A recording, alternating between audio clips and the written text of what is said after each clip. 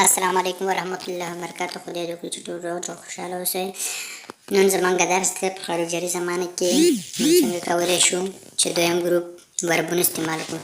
د فرانسوي ژبې دویم ګروپ وربونه موږ په خارجي زمانه کې څنګه کولی شو استعمال کړو. اوس راځو درس ته.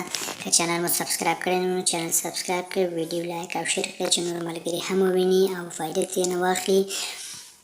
موږ تیر درس کې دا لوستلي وو چې په خارجي زمانه کې موږ څنګه کولی شو چې د لومړی ګروپ وربونه استعمال کړو. که هغه ویډیو مو لیدلی نه وي نو تاسو کولی شئ چې هغه ویډیو په آی بټن باندې وګورئ.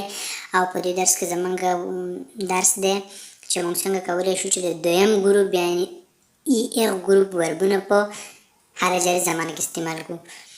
د ایغ ګروپ وربونه دوه قسم دي. یو قسم دي چې دویم ګروپ پورې اړه لري، یو قسم دي دریم ګروپ پورې اړه لري. دریم ګروپ پورې چې کوم اړه لري موږ په راتلونکي ویډیو کې درته وایو. هغه وربونه چې دویم ګروپ پورې اړه لري، د ایغ ګروپ هغه وربونه چې مثلا د دویم ګروپ پورې اړه لري، هغه په دې ګروپ کې موږ تاسو ته تشریح کوو.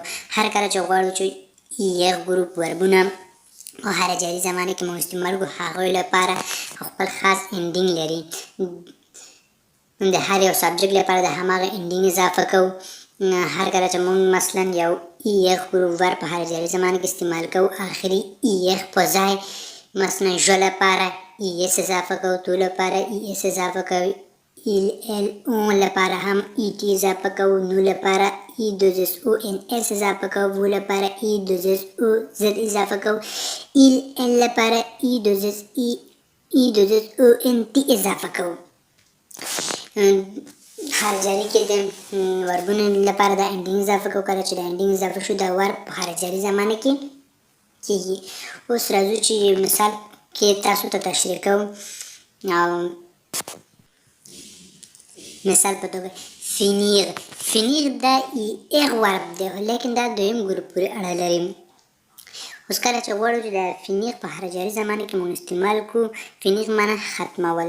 دا فینیغ معنا ختمول دا چې کله په خارجي زمانه کې موږ غواړو چې استعمال کړو نو د ایغ په ځای ژ لپاره ای اس اضافه کوو، تو لپاره ای اس اضافه کوو، ال او لپاره ای ټي اضافه کوو، نو لپاره ای دوزس او ان اس اضافه کوو، و لپاره ای دوزس او زد اضافه کوو، ال لپاره ای دوزس او ان ټي اضافه کوو. لکه je finis, tu finis, il, elle, on finit, nous finissons, vous finissez, il, elle finissent.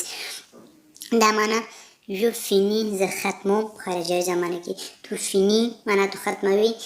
il, elle, on finit معنا هغه په ختمولو کې دی یعنې ختموي. نو فینیسو معنا موږ په ختمولو کې یو یعنې یو شی په کار کولو کې لګیا دی چې نو فینیسو معنا موږ په ختمولو کې یو خارجي کې سودا کوي ختموي. و فینیسي معنا تاسو ختموي. il, elle finissent معنا هغوی ختموي یعنې یو کار کولو کې لګیا دی هغه چې il, elle finissent معنا هغوی ختموي. اوس راځو یو بل مثال ته. دویم مثال دی réussir معنا کامیاب کېدل، بریالی کېدل. دې لپاره هم ای ایغ په ځای هماغه انډینګ اضافه کوو. لکه réussir انفینیټیو اصلي ورب دی. je réussis, tu réussis, il, elle, on réussit, nous réussissons, vous réussissez, il, elle réussissent. معنا je réussis معنا زه بریالی یم، یعنې زه بریالی شوم. تو réussis تو بریالی شم. داسې ټوله معنا دی. که چیرې ویډیو مو خوښ شوی وي نو لایک او شیر کړئ او راتلونکي ویډیو پورې خدای سپارم.